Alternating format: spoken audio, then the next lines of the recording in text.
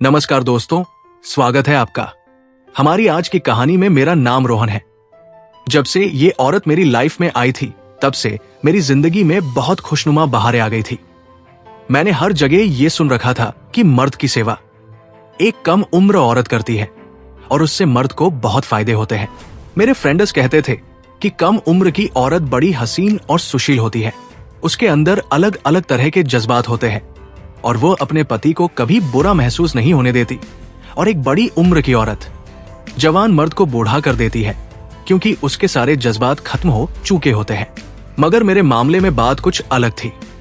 मेरी जिंदगी में जो औरत थी उसकी उम्र 52 साल थी और मैं भरपूर जवान था, लेकिन वो मेरी बहुत ध्यान रखती थी। हर मर्द औरत से सेवा करवाना चाहता है, लेकिन हर औरत सेवा नहीं करती।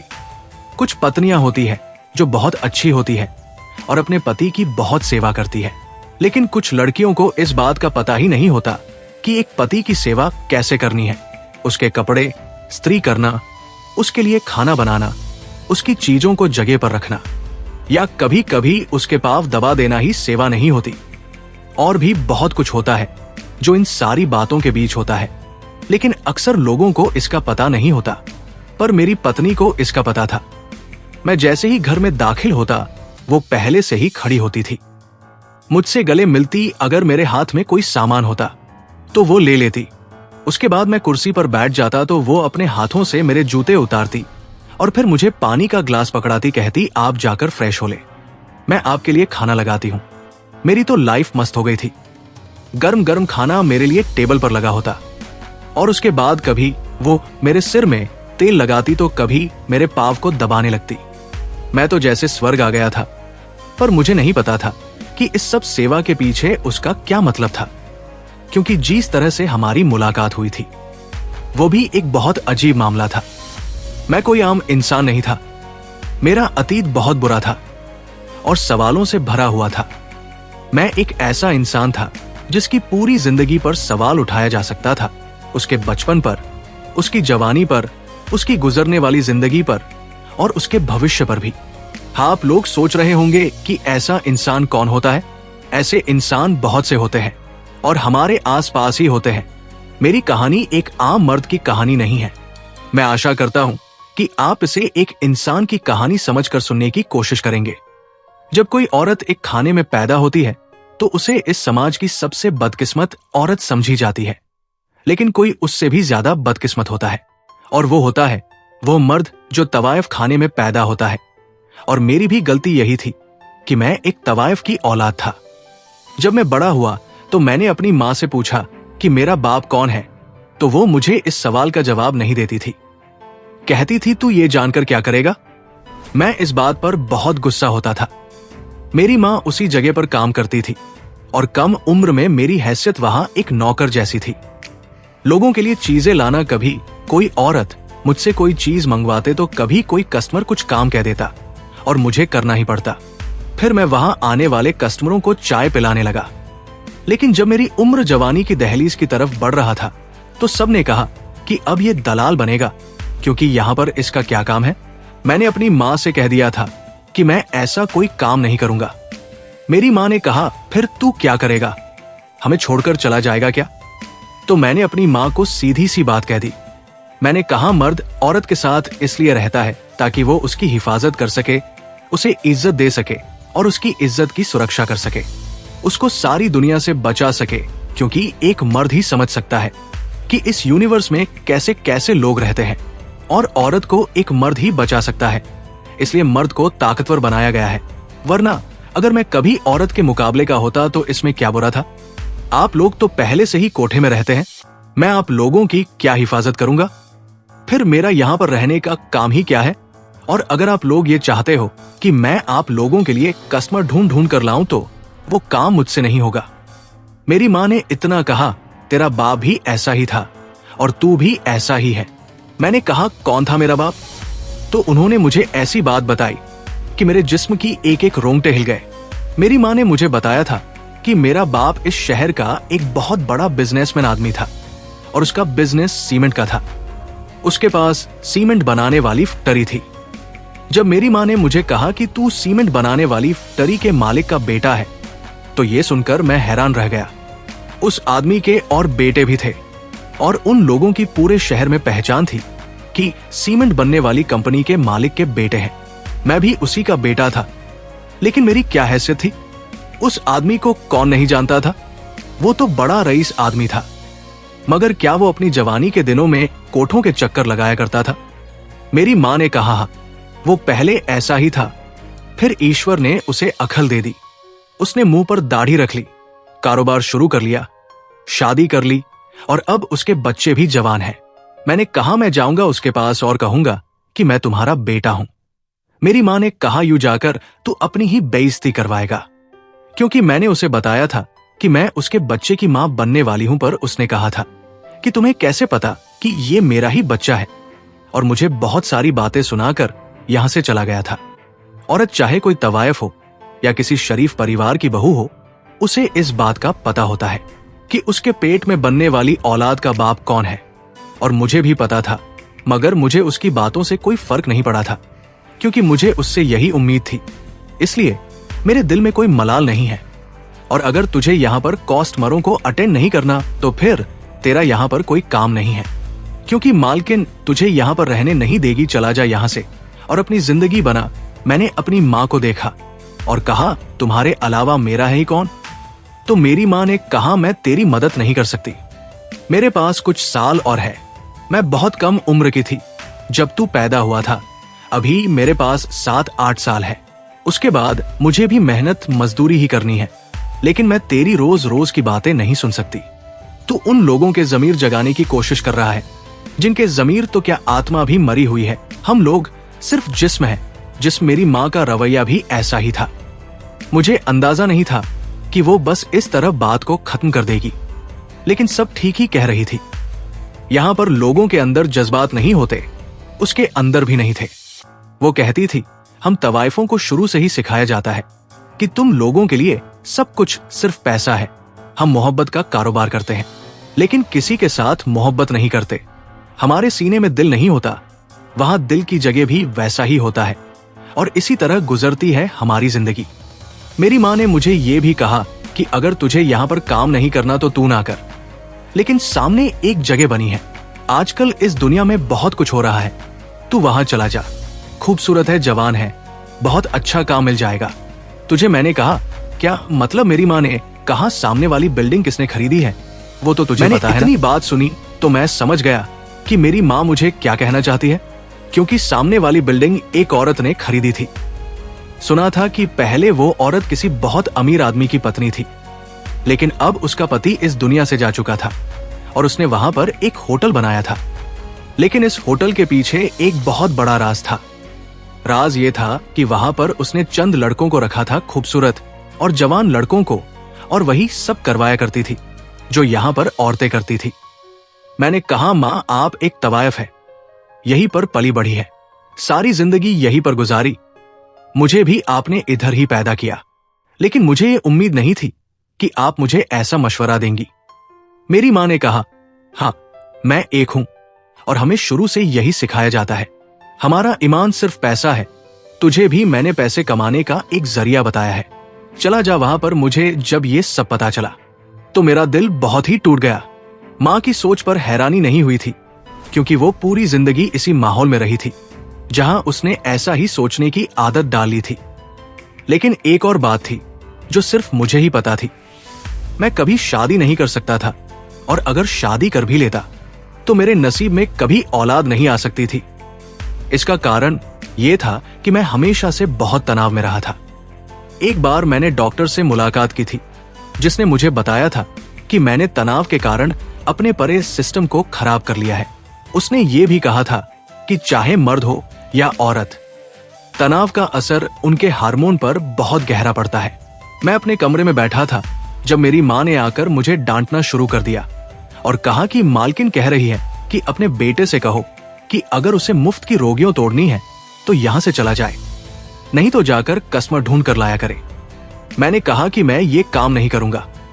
इस पर माँ ने कहा फिर तू यहां से निकल जा, मेरी नजरों के सामने से चला जा। जब माँ ने मुझे घर छोड़ने को कहा, तुमसे बहुत दुख हुआ। मैं रोता हुआ वहां से निकला और एक गाड़ी के ऊपर हाथ रखकर बुरी तरह से रोने लगा। थोड़ी देर बाद गाड़ी का शीशा नीचे हुआ। ये गाड़ी कोठे के आसपास ही खड़ी थी। उस इलाके के पास ही एक बड़ा दरबार भी था, क्योंकि ये इंदौर का मशहूर इलाका था। गाड़ी के अंदर एक औरत बैठी थी, जिसे देखकर ही लग रहा था कि उसकी उम्र करीब 42 से 44 साल की होगी, लेकिन वो बहुत खूबसूरत थी। उसे देखकर ऐसा लगता था जैसे वो किसी अच्छे खानदान की है। मैंने कहा, माफ कीजिएगा, मुझे लगा गाड़ी खाली है। मैं वहां से जाने लगा। तभी उसने मुझे रोक लिया। उसने पूछा, क्यों रो रहे हो? क्या परेशानी है तुम्हारी? मैंने कहा, आपको बताने से क्या फायदा? उसने कहा, क्यों? बताओ मुझे, शायद मैं तुम्हारी हेल्प कर सकूं। मैंने कहा, अगर आप मुझे 100 या 200 रुपए देकर हेल्प करना चाहती है तो इस तरह मेरी मदद नहीं होगी। उसने कहा, अच्छा बताओ क्या समस्या है तुम्हारी? मैंने कहा, मेरे पास न रहने की जगह है, नहीं करने को कोई काम है। मैं मेहनत करना चाहता हूं, मजदूरी करना चाहता हूं। उसने कहा, ठीक है, फिर पीछे गाड़ी में बैठ जाओ, मैं तुम्हें नौकरी दूंगी। मेरा बहुत बड़ा घर है, वहां तुम्हारे लिए कोई काम निकल आएगा। मैं तुरंत उसकी गाड़ी में बैठ गया और मैंने कुछ भी नहीं सोचा।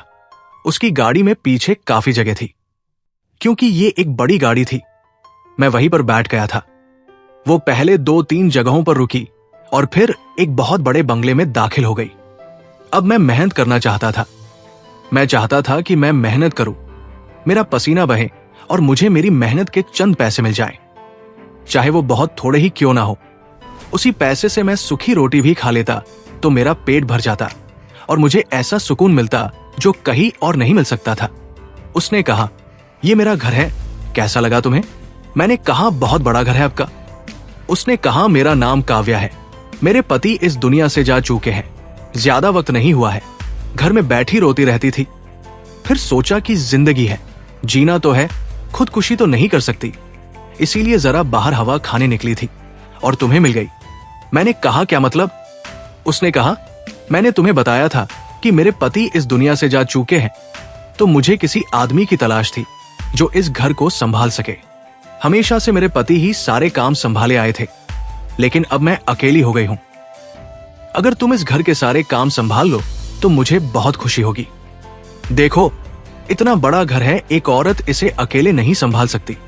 बस तुम्हें घर की देखभाल करनी है, आया से काम करवाना है, नौकरों से काम करवाना है, ये सब करना होगा। बदले में तुम यही रह सकते हो और तुम्हें सैलरी भी दूंगी। मैं बहुत ही ज्यादा खुश हो गया। मैंने पूछा कि अगर मैं अपने साथ किसी को रखना चाहूं तो क्या उसे भी यहां ला सकता हूं? उस औरत ने पूछा, कौन है तुम्हारे साथ? क्या तुम शादीशुदा हो? उसने ये सवाल इस तरह से किया था कि अगर मैंने कहा कि मैं शादीशुदा हूं तो वो मुझे यहां से निकाल देगी, पर मैं तो शादीशुदा नहीं था। मैंने कहा, नहीं, मेरी शादी नहीं हुई है मेम साहब। मैं तो कह रहा था कि मेरी एक बूढ़ी माँ है, अगर उसे मैं यहां ले आऊं तो क्या उसे रख सकता हूं? उसने कहा, रख सकते हो, लेकिन इसके बारे में हम बाद में बात करेंगे, पहले कुछ दिन तुम यहां काम तो करो। मैंने कहा, ठीक है। उसने मुझे बताया था कि मेरा काम घर का देखरेख करना है, स्टाफ से काम करवाना है और बाहर से सामान वगैरह लाना है। लेकिन जब रात हुई तो मैं अगले दिन के लिए दूध और डबल रोटी लेकर घर में दाखिल ही हुआ था कि सामने का मंजर देखकर हैरान रह गया। वो औरत जब मुझे मिली थी तो उसने सफेद कपड़े पहने हुए थे, लेकिन उस वक्त उसने पिंक रंग की साड़ी पहन रखी थी। मैं जैसे ही घर में दाखिल हुआ उसने कहा, आ गए, आप अरे लाइए, सामान मुझे पकड़ा दे, चलिए जल्दी से मुंह हाथ धो ले, खाना बिल्कुल तैयार है। मैंने कहा, मेम साहब, मैं कुछ समझा नहीं, आप ये क्या कह रही है? उसने कहा, अच्छा माफ कर देना, कल वाली बात के लिए अभी तक नाराज है, मुझे सुबह उठ जाना चाहिए था, आपको ऑफिस से देर हो गई होगी, आप फिक्र ना करें, मैं आपको ऑफिस समय पर भेजा करूंगी, सब कुछ ठीक हो जाएगा। मुझे लगा कि वो औरत मजाक कर रही है, लेकिन वो तो मेरा हाथ पकड़कर मुझे बाथरूम तक छोड़ने गई। उसने कहा, मुंह हाथ धो ले, खाना ठंडा हो जाएगा। क्या कर रहे हैं? मैं बाथरूम के अंदर चला गया। थोड़ी देर बाद बाहर आया तो वो फिर से बाहर खड़ी थी। उसने मेरा कंधा पकड़ा और मुझे साथ लेकर टेबल पर बैठा दिया। टेबल पर उसने बहुत मजेदार खाने रखे हुए थे और ये सब उसने खुद ही बनाए थे। वो मेरे पास बैठ गई और फिर कान पकड़कर कहने लगी, अच्छा सॉरी न बाबा, मैं बिल्कुल था, क्योंकि मुझे समझ ही नहीं आ रहा था कि ये सब क्या हो रहा है। वो मुझे अपने हाथों से खाना खिलाने लगी और उसके बाद मुझे अपने बेडरूम में जाकर छोड़ आई। अब मुझे मामला बहुत गड़बड़ लग रहा था। मुझे यहां नहीं होना चाहिए था। ये एक बड़ी उम्र की औरत थी और वह भी बेवा। ये मेरे साथ क्या करना चाहती थी? मेरे साथ ऐसा मजाक क्यों कर रही थी? अब वो मेरे पास आकर बैठ गई और उसने कहा कि मैं आपके पैर दबा दूं, तो मैंने कहा कि नहीं नहीं, कोई जरूरत नहीं है, मुझे अपने कमरे में जाना है। उसने कहा कि यही आपका कमरा है, अभी तक नाराज हो रहे हैं, चलो सो जाओ। उसने मुझे बिस्तर पर लिटा दिया और मेरे ऊपर कंबल भी डाल दिया। मुझे बहुत डर लग रहा था, अजीब सी घबराहट महसूस हो रही थी। थोड़ी देर के बाद वो दूसरी तरफ से आई और अपनी जगह पर लेट गई। उसने कहा, गुड नाइट मेरी जान, कल हम लोग शॉपिंग पे चलेंगे, आपको मुझे शॉपिंग करवानी है। थोड़ी देर के बाद वो औरत अपनी जगह पर लेटी और 5 मिनट के अंदर ही सो गई। जैसे ही मुझे उसके खर्राटों की आवाज आई, मैं उठकर अपने कमरे में आ गया और हैरान हुआ कि ये क्या मामला है। वो मुझे दिलीप कह रही थी। सुबह हुई तो वो औरत मेरे सामने मौजूद थी। मुझे लगा कि फिर से कोई बात कहेगी, तो उसने कहा कि आज खाने में आलू बनवा लेना और राशन शायद खत्म है, वो सारे के सारे लेके आना है। ये लो पैसे, अगर कम हुए तो और ले लेना। महीने भर के राशन लेके आना, हमारे घर में थोड़ी चीजें नहीं लाई जाती है, कभी कोई मेहमान आ जाता है। मैंने कहा कि जी मेम साहब। उसने कहा कि हाँ, और तुम अपनी माँ के बारे में बात कर रहे थे, उसे कब लेके आ रहे हो? मैंने कहा कि अभी नहीं, पहले मैं उनसे बात करूंगा।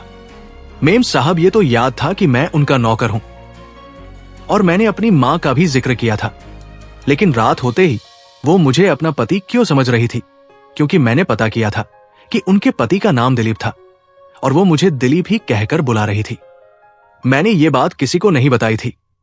आज चौथा दिन था। जैसे ही शाम होती तो मेम साहब मुझे अपना पति समझने लगती, मेरी बहुत सेवा करती 2 दिन से, तो मुझे बहुत अजीब लग रहा था। लेकिन आज जब वो मेरे पैर दबा रही थी तो मुझे बहुत अच्छा महसूस हो रहा था। मैं सोच रहा था कि ईश्वर ने एक मर्द के लिए उसकी सारी खुशी और सुकून एक औरत में ही रखा है। एक मर्द को सुकून सिर्फ औरत से ही मिलता है, फिर वो औरत जैसी भी हो। औरतें समझती है कि मर्द सिर्फ जवान और खूबसूरत औरतों के पीछे होते हैं। ऐसी बात नहीं है।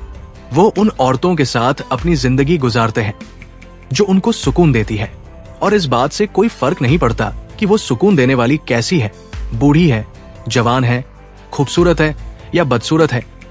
कभी कभी बहुत खूबसूरत औरतें भी मर्दों का जीना हराम कर देती है, और कभी कभी बदसूरत औरतें भी उनको इतना खुश रखती है कि उन्हें अपने आप से ही मोहब्बत हो जाती है। मैं कौन था? मेरे पास तो कुछ भी नहीं था। एक तवाइफ का बेटा, बाप का नाम पता था, लेकिन बाप कभी कबूल न करता ना तो मैं पढ़ा लिखा था, ना ही मेरे पास कोई जॉब था। बस शक्ल सूरत थी, जवानी थी, और जवानी भी ऐसी कि मैं कभी बाप नहीं बन सकता था। मुझे डॉक्टर ने कहा था कि मेरे यहाँ कभी औलाद नहीं होगी। मैं किसी भी औरत को धोखा नहीं देना चाहता था। पहले ही मेरे बाप और मेरी माँ ने जो गुनाह किए थे वो मेरे पीछे थे। अगर मैं भी गुनाह करता तो फिर मेरे लिए तो ये दुनिया ही नर्क बन जाती। मेम साहब भी अजीब थी, मेरी इतनी सेवा करती, मुझे अपने हाथों से खाना खिलाती, मेरे पैर दबाती, मेरे सिर में तेल लगाती और फिर मुंह फेर के सो जाती थी। धीरे धीरे मुझे उनसे अजीब तरह की मोहब्बत होने लगी थी। यहां पर आप लोगों को ये बात कभी भी नहीं भूलनी चाहिए कि मैं एक ऐसा आदमी था जिसको कभी भी प्यार, सेवा, मोहब्बत कुछ नहीं मिला था। यहां तक कि मुझे तो इज्जत भी नहीं मिली थी, और अब मुझे ये सब कुछ मिल रहा था, वो भी इतना ज्यादा कि अगर किसी नॉर्मल आदमी को भी मिलता तो वो भी पागल हो जाता। तो फिर मेरे लिए तो ये सब कट स्वर्ग जैसा था। मैं तो जैसे स्वर्ग में आ गया था। हम लोग एक साथ सेल्फीज भी लेते थे और वीडियो भी बना लिया करते थे। कभी कभी वो कोई इंडियन गाना लगा के मेरे साथ कपल डांस भी करना शुरू कर देती थी। ऐसा लगता था कि कोई सपना है। उनकी उम्र शायद 40 साल थी, लेकिन लगती वो 30 साल की थी। उन्होंने अपने आप को बहुत फिट रखा हुआ था।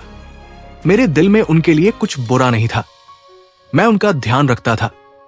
पहले तो वो जब मुझसे कहती, कुलदीप कैसे हैं, घर आ गए, खाना तैयार है, तो मैं ज्यादा बोलता नहीं था। लेकिन अब मैं भी उनके साथ उनके हर सवाल का जवाब देता। वो कहती कि आज मैंने आपको बहुत याद किया, तो मैं भी कहने लगा कि मैंने भी अपनी जान को बहुत याद किया। मुझे पता था कि उनको कोई बीमारी थी, शायद वो अपने पति से बहुत मोहब्बत करती थी और उनके जाने के बाद ये दुख अभी तक भुला नहीं पाई थी। इसलिए रात होते ही उनको ऐसा महसूस होने लगता था कि मैं उनका पति हूं और मैं इस दुनिया से लगता था कि मैं उनका पति हूं और मैं इस दुनिया से गया ही नहीं हूं। यहां पर जो औरत सबसे ज्यादा अरसे से काम कर रही थी वो नौकरानी थी। उसने मुझे बताया था कि मेम साहब को अपने पति से बहुत ज्यादा मोहब्बत थी और उनका पति भी आपकी तरह कम उम्र का था। उनकी मोहब्बत एक मिसाली थी, पर वो एक हादसे में जान से हाथ धो बैठे और इस दुनिया से चल बसे और मेम साहब उनकी मौत पर बहुत ज्यादा उदास थी। एक दिन बाहर बारिश हो रही थी। अब तो मैं खुद ही शाम के वक्त कोई चीज लेने के लिए बाहर निकल जाता था ताकि जब मैं वापस आऊं तो सामने एक मोहब्बत करने वाली पत्नी मेरा इंतजार कर रही हो। मुझे कभी भी ऐसी मोहब्बत करने वाली पत्नी नहीं मिल सकती थी क्योंकि मैं एक नामर्द था और उनका पति इस दुनिया में कभी वापस नहीं आ सकता था और अब इस उम्र में उनको कोई पति भी नहीं मिल सकता था। हम दोनों ही अपनी अपनी महरूमियों को एक दूसरे से जाने अनजाने में पूरा कर रहे थे। यहां तक तो ठीक था कि वो मुझसे मुंह फेर के सो जाया करती थी, लेकिन एक रात ऐसी भी आई कि जब वो मुझसे मुंह फेर के नहीं सोई। पहले तो मुझे सब कुछ बहुत अजीब लगने लगा और फिर इस सब की आदत हो गई। हफ्ते में 2 दिन ऐसे होते थे जो दिन मुझे अपनी जिंदगी के सबसे खूबसूरत दिन लगते थे। सुबह सुबह जब वो मुझे किसी नौकर की तरह ट्रीट करती थी और मेरे साथ ऐसे पेश आती जैसे मैं नौकर हूं, तो मुझे बहुत अजीब लगता था। लेकिन मुझे पता था कि ये उनकी बीमारी है। एक दिन वो कहने लगी कि मेरी तबीयत बहुत ज्यादा खराब है, अजीब सा महसूस हो रहा है। मैंने कहा कि मैं डॉक्टर के पास ले जाता हूं। आपको तो उन्होंने कहा कि ऐसे डॉक्टर के पास नहीं जाती, मुझे पहले समय लेना होगा। अगर समय मिल गया तो तुम्हें बता दूंगी, तुम जरा गाड़ी को साफ कर दो। मैंने कहा था कि ठीक है। एक दिन मुझे मेरी माँ का फोन आया और उसने कहा कि तू यहां से चला गया, मुड़ के वापस भी नहीं आया। मैंने कहा कि आपने ही तो निकाला था मुझे। तो मेरी माँ ने कहा कि हाँ, लेकिन तू किसके साथ फिर रहा है? मैंने तुझे यहां से तेरी हरकतों की वजह से निकाला था कि तू बुरा काम नहीं करना चाहता था, और अब तू जिस औरत के साथ फिर रहा है वो क्या लगती है तेरी? मैंने कहा कि वो मेरी मालकिन है, मैं उसके घर में मेहनत मजदूरी से काम करता हूं और आपको भी बहुत जल्द यहां ले आऊंगा। तो मेरी माँ ने कहा कि मुझे वहां नहीं आना, मेरी यहां पर अपनी जिंदगी है। अच्छा खाती हूं, अच्छा पहनती हूं और अकेलापन भी महसूस नहीं होता। तू मुझे वहां पर इज्जत से बिठा के तन्हाई की मौत मारना चाहता है? ये बात सुनकर हैरान रह गया। इसका मतलब कि मेरी माँ को इज्जत की जिंदगी से कोई मतलब नहीं था। उनको अपनी जिंदगी पसंद थी, उनको एक की जिंदगी पसंद थी। मैंने कहा कि ठीक है, फिर जैसे आपकी मर्जी। इसके बाद मुझे फोन भी मत कीजिएगा। मैंने भी गुस्से में फोन बंद कर दिया। मैं जानता था कि माँ है मेरी, कभी ना कभी मुझे मिलना ही पड़ेगा, बुलाना ही पड़ेगा। औलाद और माँ बाप का रिश्ता ही ऐसा होता है। लेकिन अभी मैं उनसे कोई बात नहीं करना चाहता था। मैम साहब को डॉक्टर के पास ले गया तो वो बड़ी परेशान थी, मुझे भी डांट दिया। शाम तक उनकी परेशानी की समझ नहीं आ रही थी। उन्होंने मुझे कहा कि घर के सारे सीसीटीवी कैमरों की फुटेज निकालो। मैंने जाकर ऑर्डर दे दिया, लेकिन इस आदमी ने कहा कि वो फुटेज आपको कल शाम को मिलेंगे क्योंकि वक्त लगेगा। उन्होंने दोपहर का खाना भी नहीं खाया। रात हुई तो मैं जानबूझकर दूध लेने के लिए कॉलोनी में एक दुकान तक चला गया। वापस आया तो सामने वो फिर से दुल्हन बनी खड़ी थी। बहुत खूबसूरत लग रही थी, बहुत खूबसूरत रंग पहना करती थी। मुझे कहने लगी कि आज मेरे पास तुम्हारे लिए एक सरप्राइज है। मैंने कहा कि कैसी सरप्राइज? तो उन्होंने कहा कि बस आज वो सरप्राइज दिखाऊंगी कि इससे आपका दिल खुश हो जाएगा। हम लोग रात का खाना के लिए साथ बैठे। वो बहुत ज्यादा खुश थी। मैं हैरान था कि सुबह तो मैम बहुत नाराज और परेशान लग रही थी और अब बहुत खुश नजर आ रही है। जब हम लोग बेडरूम में गए तो उन्होंने मुझे एक तोहफा पकड़ाया और कहा कि इसे खोलो। जब मैंने बॉक्स खोला तो उसके अंदर एक छोटे बच्चे का कुर्ता था और उस पर लिखा था लाइक फादर लाइक सोन। मैंने कहा कि ये क्या है? मैं समझा नहीं तो वो कहने लगी कि ये क्या है? मैंने कहा कि ये तो किसी छोटे बच्चे के कपड़े हैं। तो उन्होंने कहा कि क्या इस घर में कोई छोटा बच्चा है? मैंने कहा कि नहीं। कहने लगी तो फिर ये कपड़े यहाँ पर क्या कर रहे हैं?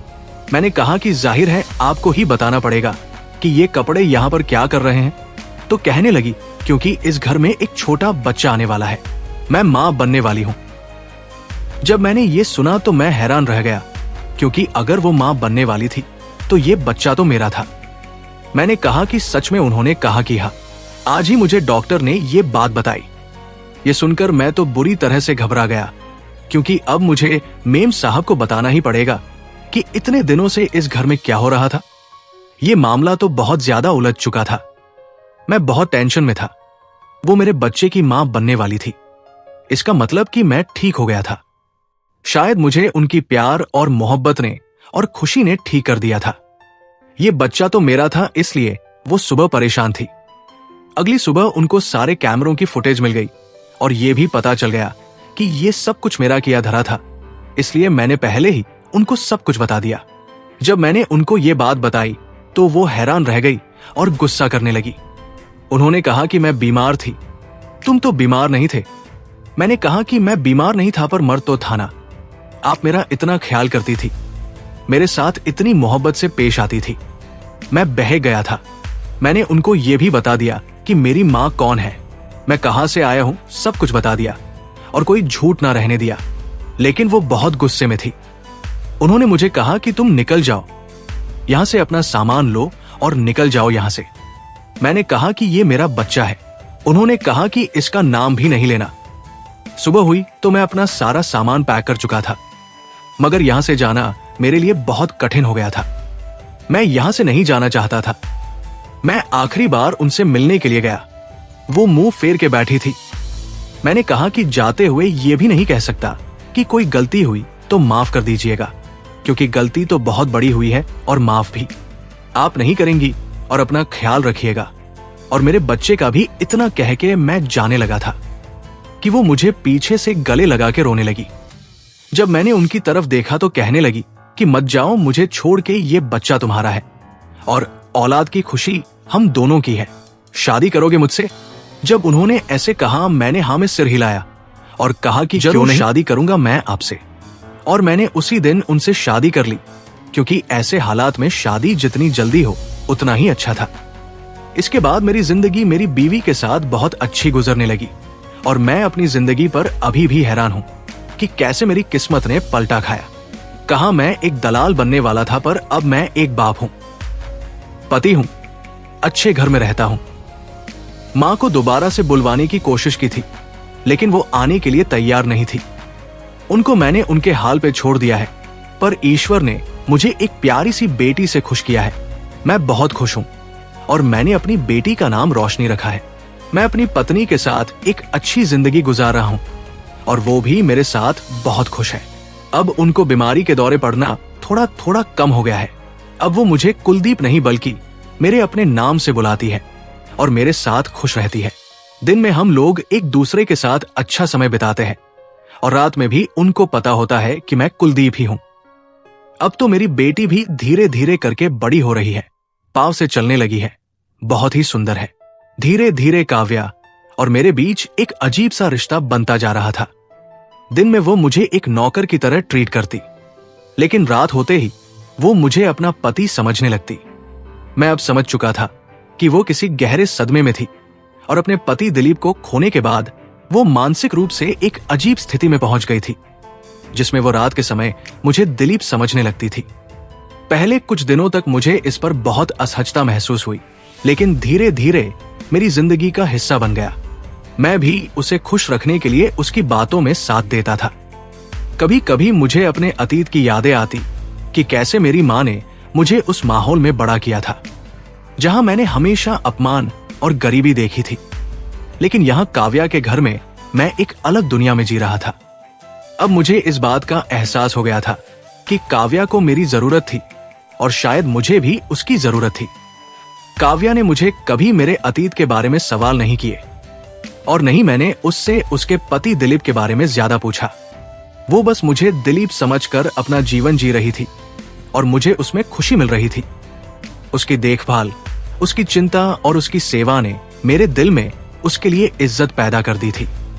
लेकिन एक दिन कुछ ऐसा हुआ जिसने हमारी इस अजीब जिंदगी को हिलाकर रख दिया।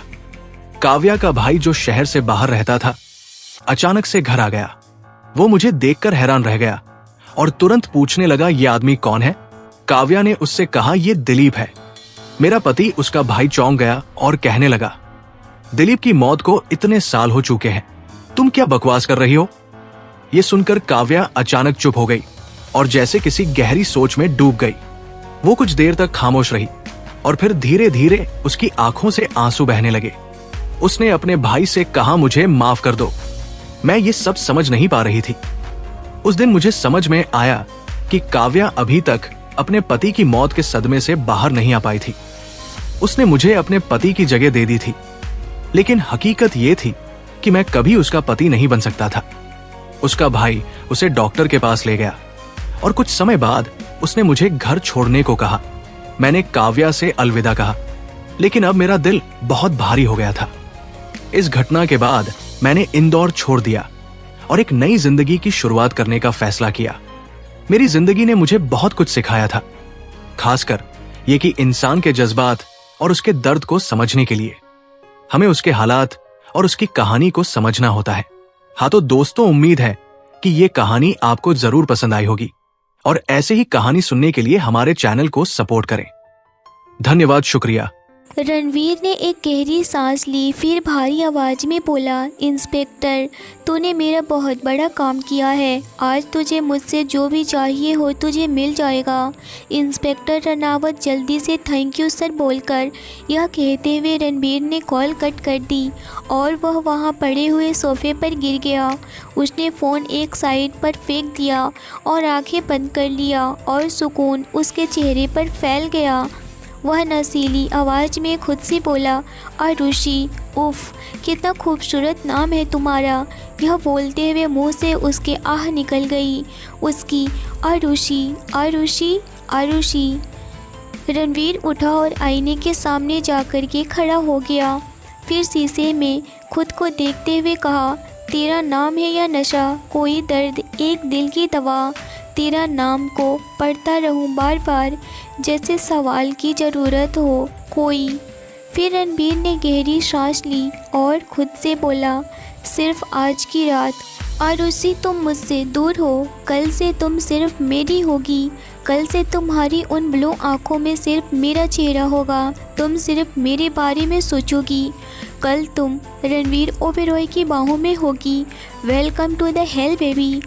यह कहते हुए डेविल की तरह उसकी आंखें खुशी से चमक रही थी।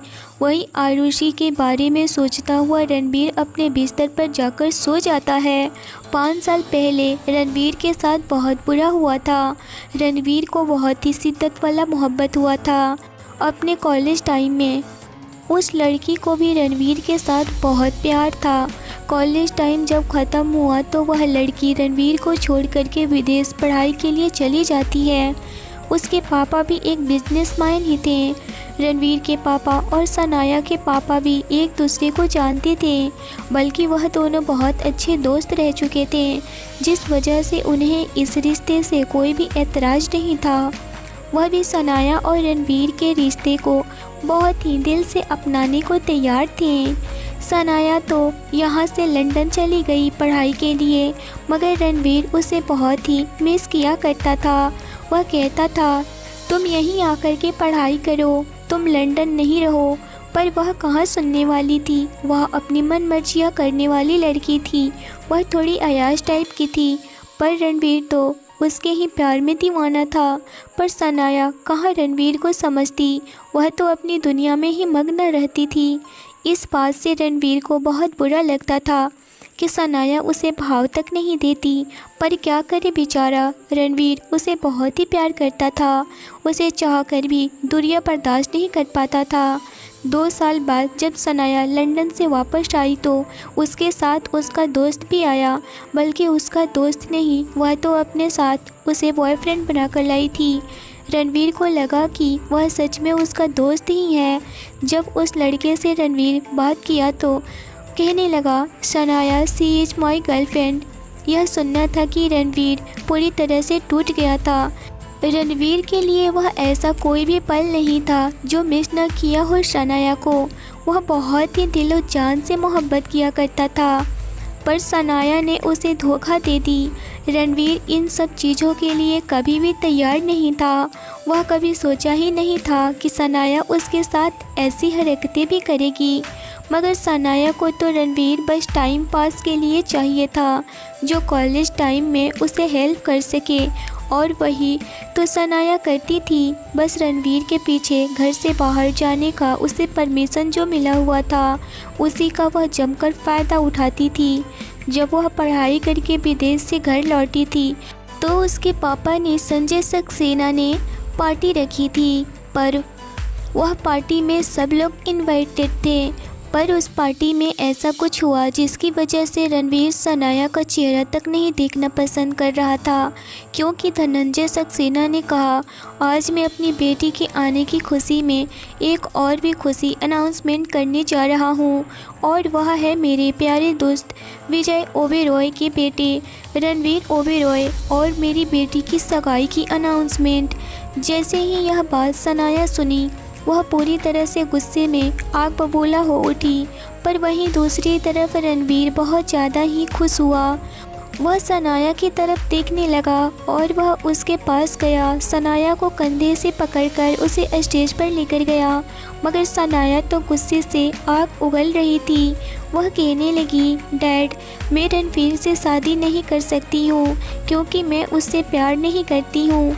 यह सुनकर के धनंजय सक्सेना तो बहुत ज़्यादा हैरान हो गए कि सनाया यह कैसे बात कर रही है। वह आराम से कहने लगे, सनाया बेटा, यह तुम क्या कह रही हो? ज़रूर तुमने ज़्यादा ड्रिंक तो नहीं कर लिया ना? तुम रणवीर से मोहब्बत करती हो? फिर हम दोनों परिवार एक हो जाएंगे, इससे बड़ी बात क्या हो सकती है? पर सनाया कहने लगी, डैड, आप किस दोस्त की बात कर रहे हैं? अंकल तो है भी नहीं इस दुनिया में, तो फिर आप इस रिश्ते को दोस्ती का नाम क्यों दे रहे हैं? आप छोड़ दीजिए ना अपनी जीत, क्योंकि मैं रणवीर से प्यार वार नहीं करती हूँ। मैं तो बस इसकी बहुत अच्छी दोस्त हूँ, दैट्स इट। बाकी आप समझ लीजिए, मुझे रॉकी से मोहब्बत है। मैं शादी करूँगी तो सिर्फ रॉकी से ही करूँगी। आगे आपकी मर्जी, आप माने या न माने, मगर मैं रणवीर से शादी नहीं करूँगी। और इतना कहकर वह रॉकी का हाथ पकड़ के चली जाती है। धनंजय सक्सेना रणवीर के चेहरे को देखा। रणवीर पूरी तरह से गुस्से से तिलमिलाया हुआ था। सनाया को उससे दूर जाना बिल्कुल भी बर्दाश्त नहीं हो रहा था। धनंजय सक्सेना रणवीर के पास आया और कहने लगे, सॉरी बेटा, मैं कुछ नहीं कर सकता। आज के बच्चों के साथ ज़बरदस्ती करना सही नहीं है। बस मैं अपनी बेटी की खुशी चाहता हूँ। सॉरी, मुझे माफ़ कर देना। इतना कह कर के वह भी वहाँ से चले जाते हैं। वह भी अच्छे से समझ रहे थे कि उनकी बेटी किस रास्ते पर है। वह तो उनको बेइज्जती की, मगर रणवीर भी उसे कभी माफ़ नहीं करेगा, क्योंकि धनंजय सक्सेना अच्छे से जानता था कि रणवीर ओबेरॉय क्या चीज़ है। उसको इस तरह से धोखा देना मतलब कि वह कभी कुछ उल्टा सीधा ना कर ले, जिस वजह से वह अपनी बेटी सनाया को और रॉकी के साथ फ़ौरन से शादी करके विदेश भेज दिया। वहीं दूसरी तरफ तिल तिल करके रोज़ रणवीर मरने लगा था और वह गुस्से से खुद को ही पनिशमेंट देने लगा था। वह इस बात को मानने के लिए राज़ी ही नहीं था कि सनाया उसे इस तरह से डिच करके चली जाएगी। वह ठान लिया कि उसे ज़िंदा नहीं छोड़ेगा और वह जहाँ भी रहेगी दुनिया के किसी भी कोने में उसे पता लगाएगा। और उसने रॉकी को जान से मरवा दिया और दुनिया की सारी लड़कियों से धीरे धीरे नफरत कर बैठा। यही थी उसकी पार्ट्स लाइफ, जो कि लड़कियों से वह दूरी बनाकर रहता था। लेकिन जब भी लड़कियों के करीब जाता तो उन लड़कियों को इस तरह से नोचता कि जैसे कि सनाया से बदला ले रहा हो। सनाया को तो वह कोई तकलीफ़ नहीं दे सकता, क्योंकि कहीं न कहीं उसे हमदर्दी था, मगर दूसरी लड़कियों से तो उसे कोई भी हमदर्दी नहीं था। बस वह खुद अपने आप को सर्टिफाई करने की कोशिश करता रहता था। वह ऐसा नहीं था, वह सिर्फ़ और सिर्फ सनाया के धोखा देने के बाद ऐसा बन गया था, वरना वह भी एक बहुत ज़्यादा ही केयर करने वाला आशिक था, लॉयल था। बाकी अब आरुषि उसकी चहेती बन गई थी। अब आरुषि के साथ वह क्या करेगा भगवान ही जाने। अगली सुबह ओबेरॉय पैलेस। रणवीर ने शावर लेकर के निकला तो उसने ब्लैक कलर का ब्लेजर और वाइट शर्ट जो कि उसकी बॉडी पर खूब जच रही थी, ब्लैक जीन्स, वह बेहद ही हैंडसम लग रहा था। बालों को बहुत ही सलीके से ऊपर की तरफ सेट किया हुआ था। लाइट सी उसके गोल गोरे खूबसूरत चेहरे पर वह हल्की सी वियर्ड उसे और दिलकश बना रही थी। आँखों में खुशी की चमक से चेहरे पर एक अलग ही नोट था आज उसका। वह बहुत ही हैप्पी था क्योंकि जिस लड़की के बारे में वह इतने दिनों से पता लगाने के लिए परेशान था, आज वह उस लड़की को ढूंढ जो लिया था। वह सीढ़ियों से होते हुए डाइनिंग टेबल पर आ गया जहां रूहान पहले से ही बैठा हुआ था। रूहान ने मैरून जैकेट और वाइट टी शर्ट और ब्लैक जीन्स पहने हुए था। उसने रणवीर को देख कर के मुँह बना लिया और ब्रेड पर बटर लगाकर खाने लगा। उसको यूँ उठा हुआ देखकर रणवीर ने कहा, कल रात के लिए गुस्सा हो अपने भाई से? रूहान ने टेढ़ा फेस करते हुए कहा, हाँ तो हो, आपके पास टाइम ही कहाँ है मेरे लिए? रणवीर ने कहा, अच्छा बता क्या कहना चाहता था कल रात को? रूहान रणवीर के पास आकर के उसने रणवीर के हाथ अपने हाथों में लेकर कहा, मुझे प्यार हो गया है भाई। मैं कब से आपको यह बात बताना चाहता था। मुझे शादी करनी है उससे। मैं उसके बिना नहीं रह पाऊँगा। मैं उसे बहुत प्यार करता हूँ। रूहान की बात सुनकर के रणवीर चेयर से खड़ा हो गया। उसने रूहान को गले लगा लिया, फिर उसके कंधे को पकड़ कर के कहा, क्या तू सच बोल रहा है? मैं तेरे लिए बहुत खुश हूँ रूहान। तू जब चाहे तब तेरी शादी होगी। मैं उससे मिलना चाहता हूँ। रणवीर की बात सुनकर के रूहान ने रणवीर को गले लगा लिया, फिर एक्साइटेड होकर बोला, भाई आप मान गए? मुझे नहीं पता था कि आप इतनी जल्दी मान जाओगे। मुझे बहुत डर लग रहा था कि आप मानोगे या नहीं। आप तो मान गए। रणवीर ने रूहान के गाल पर प्यार से हाथ फेरते हुए कहा, तेरे सिवा मेरे पास कोई नहीं है रूहान। फैमिली के नाम पर मेरे पास बस तू ही तो है। तेरी खुशी में तुझसे कैसे छीन सकता हूँ? रणवीर की बात से रूहान भी मुस्कुरा दिया था। तभी रणवीर की नज़र वाच पर पड़ी। रणवीर ने रूहान से कहा, बिजनेस का एक ज़रूरी काम है रूहान। तू तो जानता है ना कि मुझे अपनी कंपनी को नंबर 1 बनाना है। उसके लिए हमें इन्वेस्टर की ज़रूरत है, पर उसके लिए अमेरिका जाना पड़ेगा। मुझे यहाँ एक ज़रूरी काम है जिसे मैं मिस नहीं कर सकता हूँ। तू एक काम कर, तू अमेरिका चला जा। एक दिन बाद जैसे ही तू वापस आएगा, उस लड़की को लेकर आना मुझसे मिलने, साथ में उसके घर वाले को भी लेकर आना। शादी की डेट भी फिक्स कर लेंगे।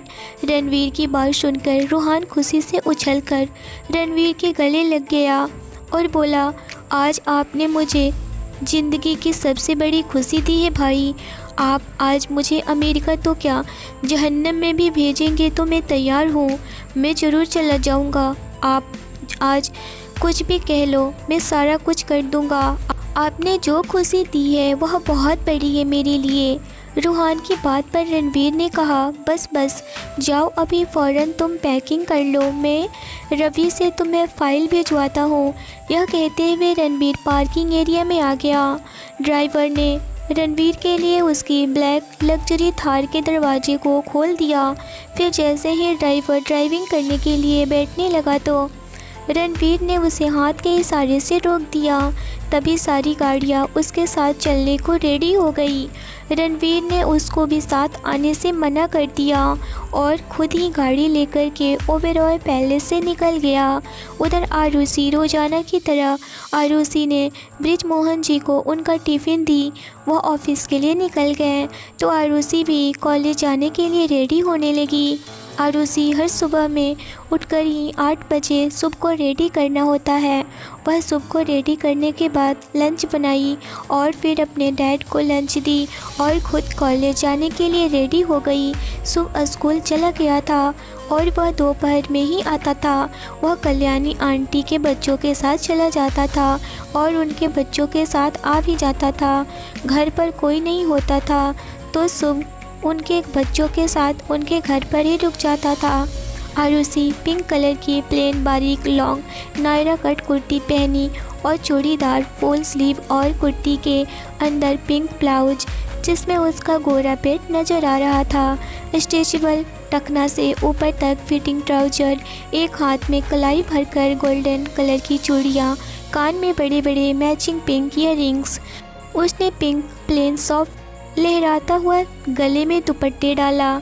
फिर आईने के सामने अपनी उंगली पर काजल अपने कान के पीछे लगाकर बोली, ओ गॉड आरुषि, आज तो तू सबसे ज़्यादा प्रीटी लग रही है।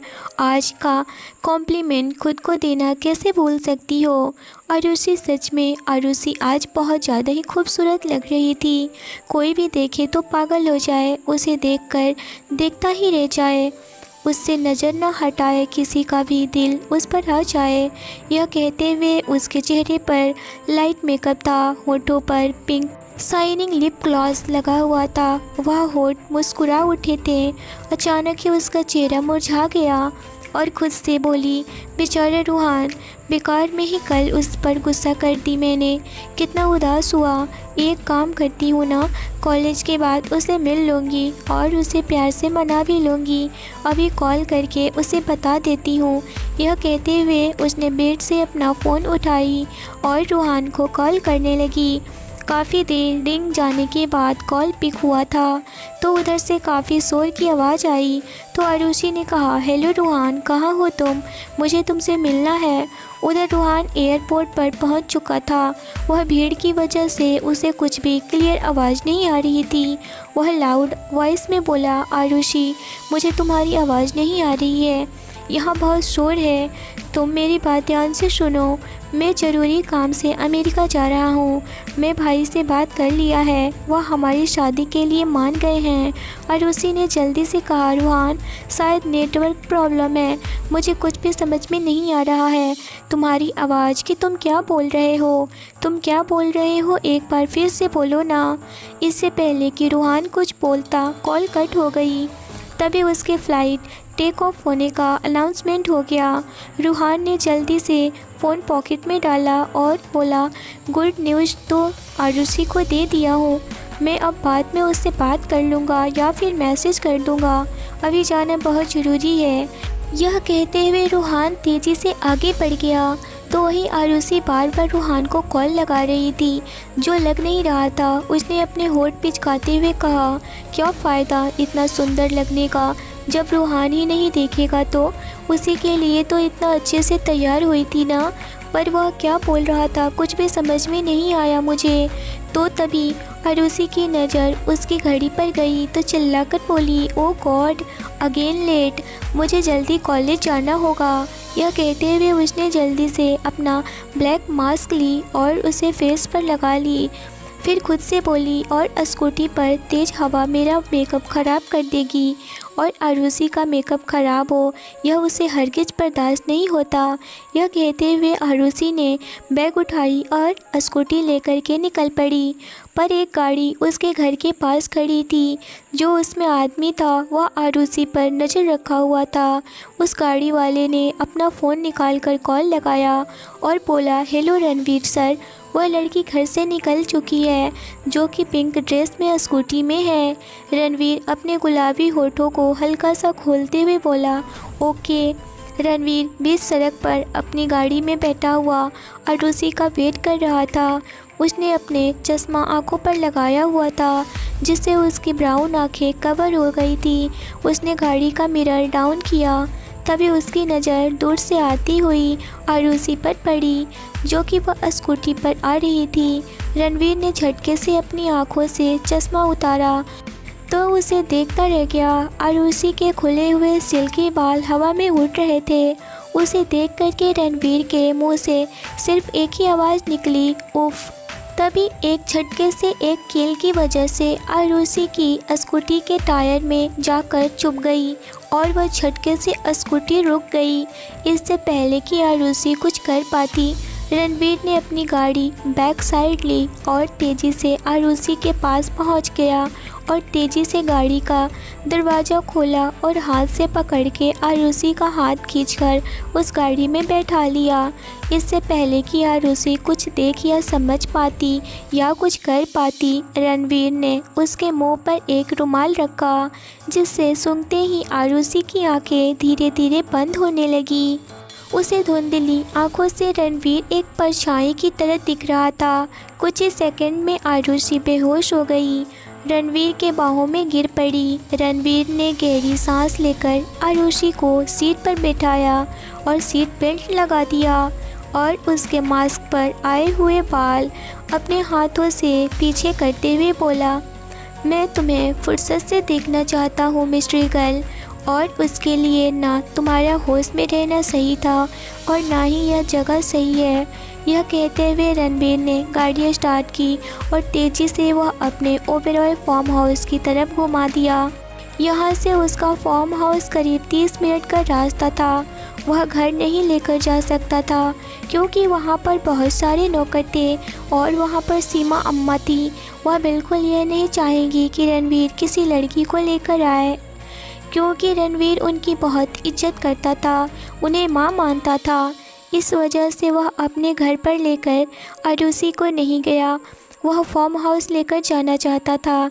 30 मिनट की दूरी फार्म हाउस का रणवीर को जैसे सदियों की दूरी लग रही थी।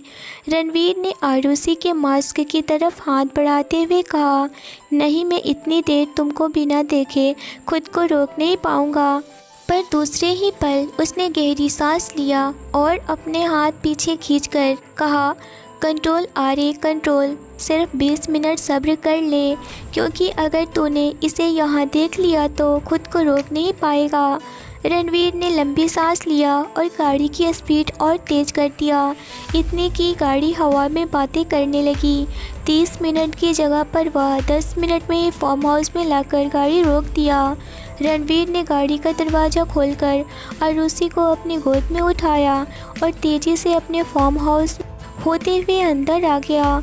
उसने अंदर बहुत सारा फ्लावर्स लगे हुए थे। उसकी खुशबू से पूरा फार्म हाउस महक रहा था, बहुत आनंदमय हो रहा था। वहाँ के सारे डेकोरेट किए गए फार्म हाउस बहुत ही लग्जरियस और लाजवाब थे। कोई भी देखता तो खुश आ जाता। इतना अच्छा डिज़ाइन किया गया था फार्म हाउस, बस जो देखे देखता रह जाता। रणवीर को देख करके वहाँ के गार्ड्स ने गेट को खोल दिया और मेन गेट से होते हुए रणवीर हॉल से होते सीढ़ियों पर चढ़ गया। नीचे सिर्फ हॉल ही थे, बस जो भी बॉडीगार्ड्स रहते थे उनके लिए 1-2 कमरे नीचे बनाए गए थे।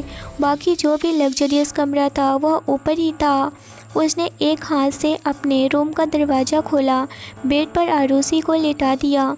रणवीर के हाथ हल्के हल्के काँप रहे थे, पता नहीं क्यों बेचैनी हो रही थी उसके अंदर। रणवीर ने नाइट स्टैंड से पानी का जग उठाकर ग्लास में डाला और एक ही सांस में वह पानी पी गया। फिर गहरी सांस लिया। अभी वह खुद को थोड़ा रिलैक्स फील कर रहा था। रणवीर ने उठकर गेट बंद कर दिया, फिर आरुषि के पास जाकर के बेड पर बैठ गया। आरुषि जो कि अभी तक बेहोश हुई थी, रणवीर ने ऊपर से नीचे तक एक पूरी निगाह उस पर डाली, जिसे देखकर उसने आहें भरते हुए कहा, ओ गॉड, इतना परफेक्ट फिगर, कोई इतना परफेक्ट कैसे हो सकता है? अभी चेहरा नहीं देखा तब यह हाल है, चेहरा देखूंगा तो कहीं पूरा पागल न हो जाऊं मैं।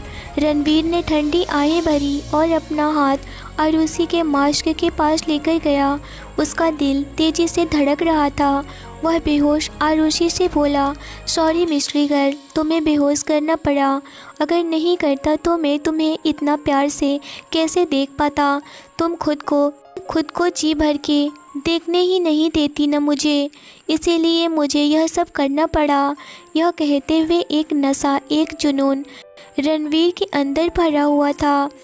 वह आरुषि के ऊपर झुका हुआ था।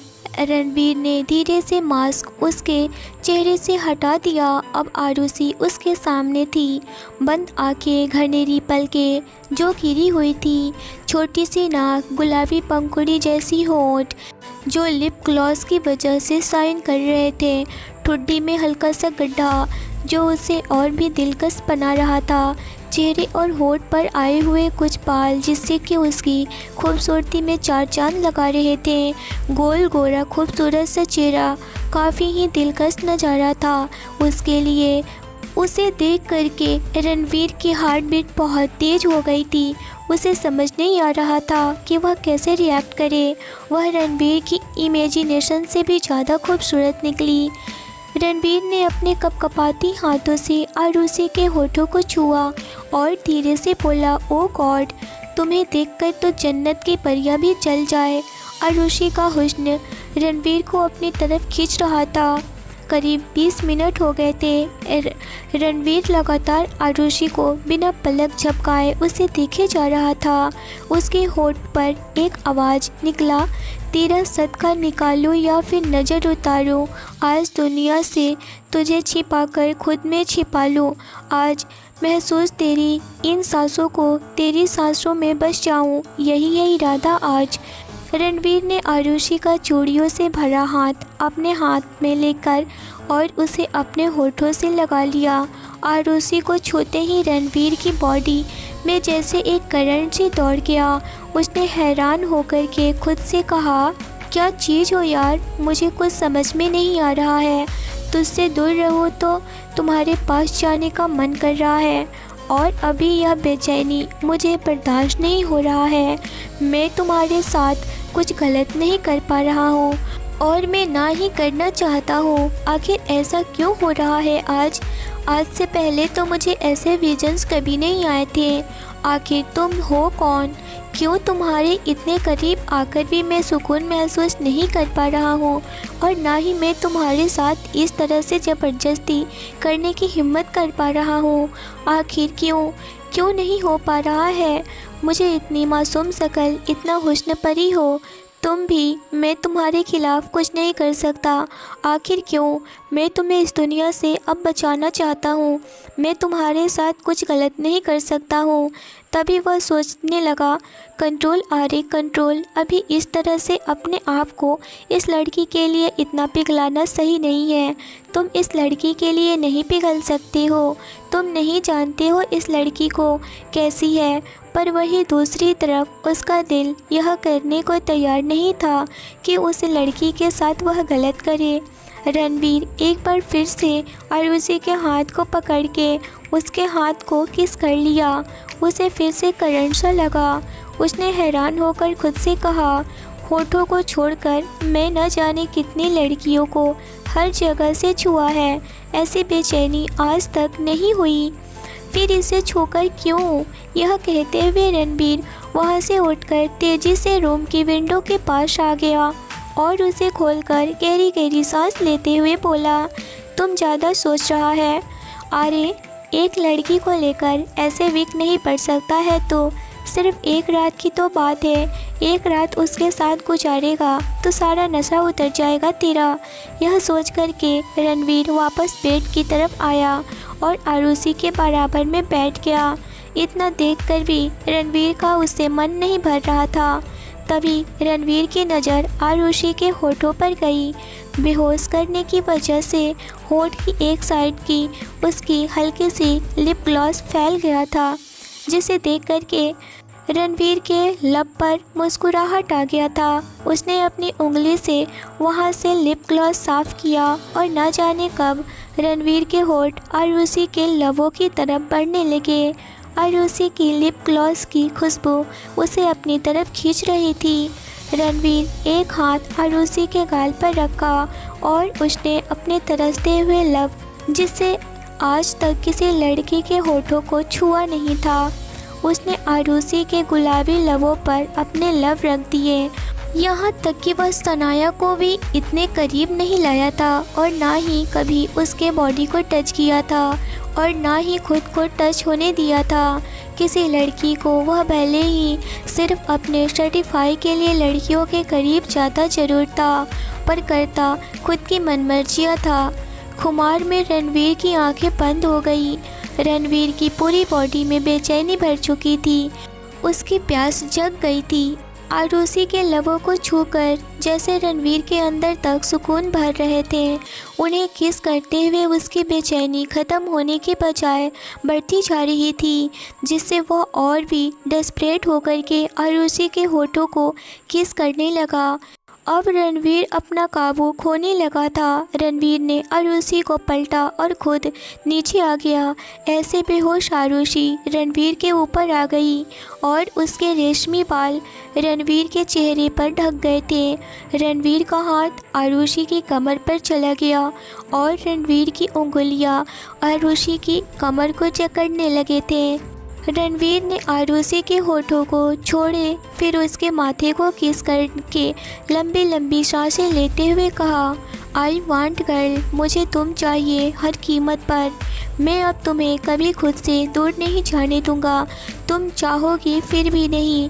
यह कहते हुए वह एक लंबी सांस लिया और आरुषि को अपनी बाहों में भर लिया। तो क्या रणवीर अब आरुषि को अपना बना लेगा? रूहान जब यह बात जान लेगा तो उसका क्या होगा? वह क्या रिएक्ट करेगा? क्या आरुषि होश में आएगी तो वह इन चीज़ों को एक्सेप्ट कर लेगी? यह जानने के लिए इस एपिसोड और मेरे चैनल के साथ बने रहिए। आगे की स्टोरी नेक्स्ट एपिसोड में आएगा। स्टोरी अच्छी लगी हो तो लाइक और सब्सक्राइब जरूर करिए। कहानी अच्छी लगी हो तो शेयर भी करिए। मिलते हैं एक इंटरेस्टिंग एपिसोड के साथ। Thanks for watching.